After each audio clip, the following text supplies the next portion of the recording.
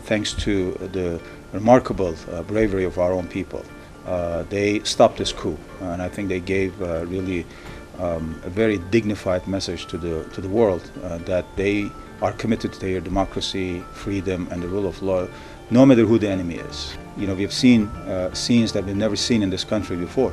You know, our own soldiers pointing guns at our own people, unarmed people, civilian people on the streets. And we lost 242 people as a result of that. More than 1,500 people have been injured. They are celebrating their victory on the streets. On the other hand, of course, they want to make sure that these things do not happen again. So they are giving a very powerful message to the people that no matter what happens, they will be on the streets to protect their rights, their country, their unity. The fight against this Gülenist structure within the state institutions has been underway for some time. In fact, there was already a process going on, identifying these people. Some of these army generals who participated in the coup attempt, for example, were going to be either dismissed or not promoted in the next military high council meeting in August.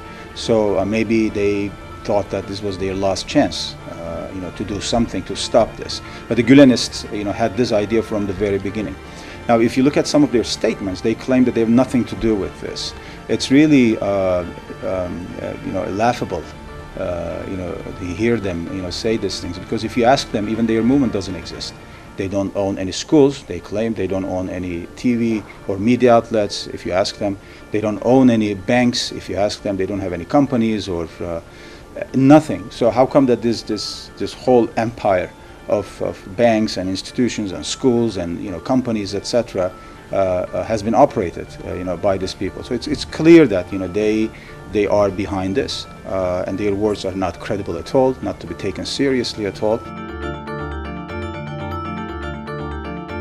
All the actions that are being taken right now within the framework of the state of emergency, in fact, are designed to protect freedom, democracy, and rule of law. There will not be any impact on people's daily lives.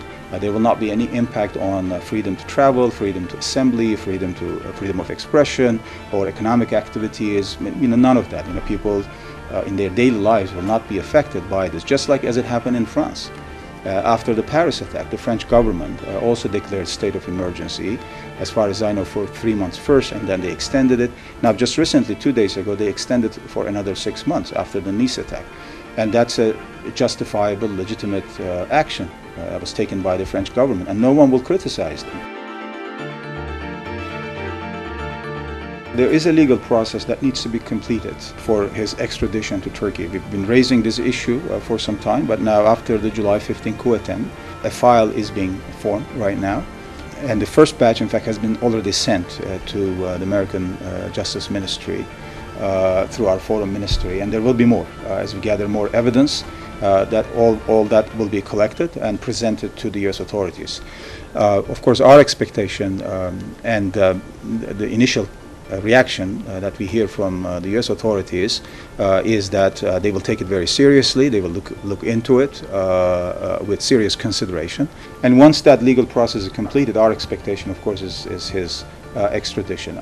According to the legal experts, in fact, there is more than sufficient ground for his extradition. And we are hoping that that will be the result at the end of this process.